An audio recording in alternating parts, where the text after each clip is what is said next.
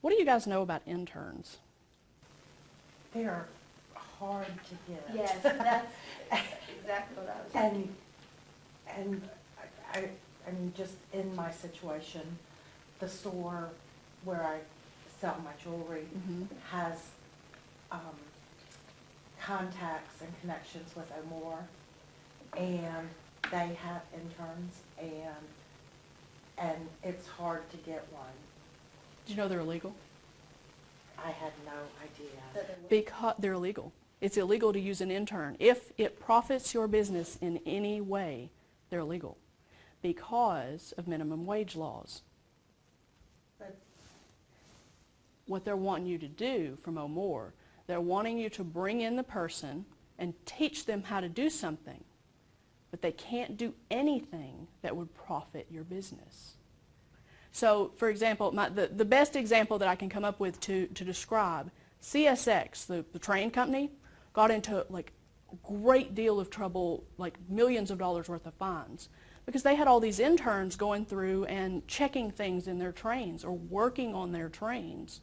You know, because a lot of times when you see these trains rolling through town, you don't realize there are people, other than the conductor, there are people on these trains to maintain certain things. Well, they were using interns. And they kept saying, okay, well, this is an apprenticeship. The intern is learning minimum wage laws. They were profiting from what these people were doing.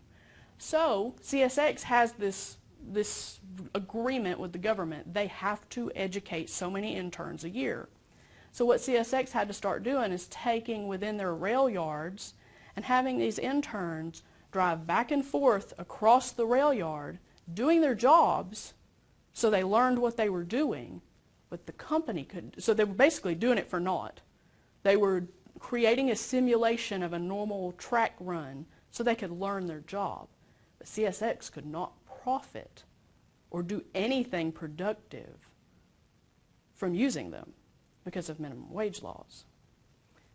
You would not believe how many times a year, because I work on mediation as well, how many times a year people realize this at the end of the year when they come in, you know, with their school or whatever, and they say, okay, this is what I was doing, and the school's like, we've got to press charges with the Department of Labor. And so the Department of Labor comes in and fines these people, and then they have to go back and pay them for each hour they've used. So they can only work on like maybe administrative like tasks, or You're profiting from that. So what can Interns they are do? basically useless. I'm a little bit new to the fashion industry, which is a lot different than the arts industry where I used to be focused on. Right. And I want to tell you, without interns, there would be no... And you know why a lot of that gets done? It's because people think in the fashion industry that they have to lay down and be an intern before they can get a real job.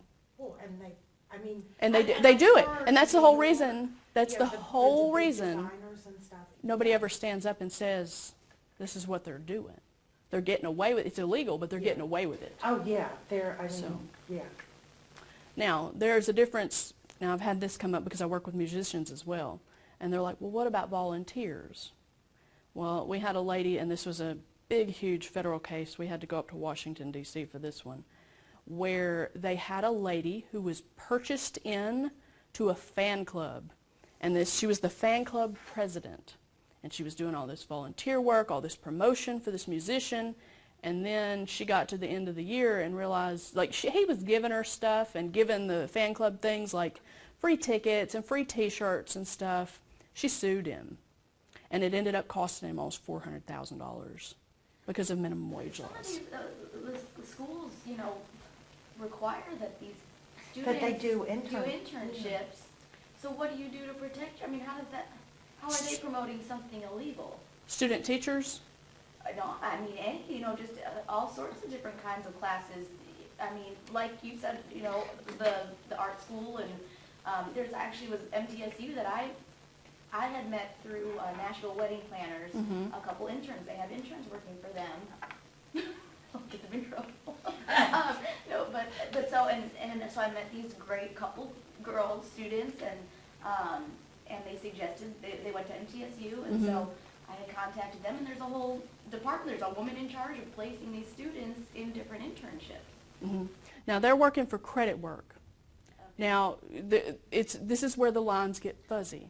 Okay. The only legal way to have an intern is to have someone who is getting college credit. Okay. And there's it's twofold here. If they are getting college credit, the teacher has to require whatever you are making them do. Okay? So just going that, but you have to have both components. So if O'Moore is requiring them to teach or requiring them to learn beading, wiring, whatever. Yeah. These are words I don't know what they mean. They're coming out of my mouth and I don't know what they mean. So, but you know, if they have to require, and a lot of times they will have a limit, like they have to learn to do it 5 times or 10 times, or but like you were saying in the fashion industry, a lot of those people aren't students. Right. Right. That's true. Right. And you know, it's very very different, the things that they do and the way they run their business versus what I do and how I run my business. Right. And they may have an intern putting price tags on sweaters all day, and they're learning how to merchandise for their merchandising class. It's all at BS. Moore, you know, Yeah. and something. And I mean, I would love to be able to tap into that and find someone who wants to learn how to hammer or, you know, saw metal or, you know, whatever. If you are going to do something like that, always make sure you have an independent contractor agreement that you were teaching them to do something for no payment.